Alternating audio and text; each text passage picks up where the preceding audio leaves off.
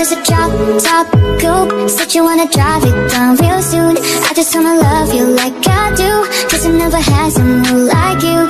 Ain't nobody got this love, don't make love,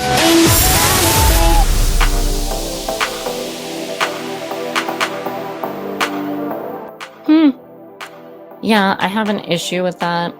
And then I love getting it clean though. Like, I do enjoy when my stuff's organized and cleaned, but I feel like I keep having these upheavals in my life, and I have allowed other people to come before me for most of my life. So like or just whatever thoughts or feelings, issues that I would allow them to distract me from like keeping it organized and clean, which actually made me feel better.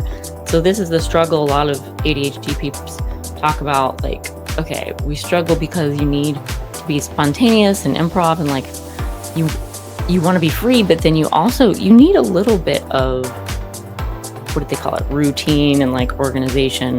Otherwise it causes you more anxiety and stress, even though you enjoy being free and like, and it's true. I'll go balls to the wall, whatever, spontaneous. And then I'm like, oh my God, this is disgusting. Like, how did I let this happen? This is like ridiculous.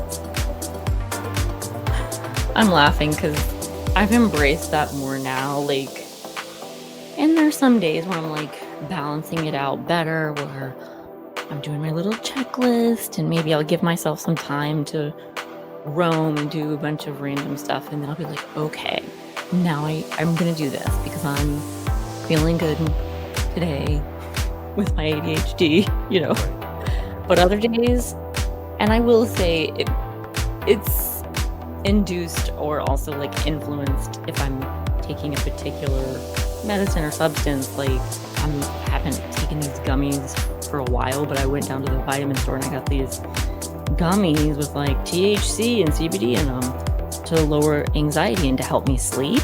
And I would take them.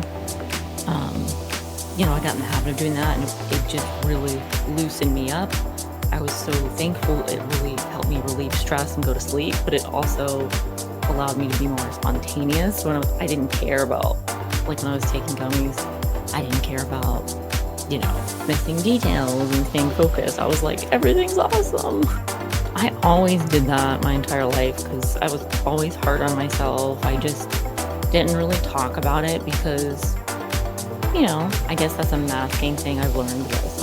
That's why you have a late diagnosis, because you were so good at masking your anxiety or masking, maybe I had to study more than everybody else at school, which is true. I always made good grades. I was in honor classes.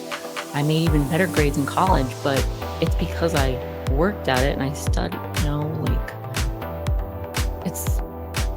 it's one of those things. I remember math was always the worst, math sucks.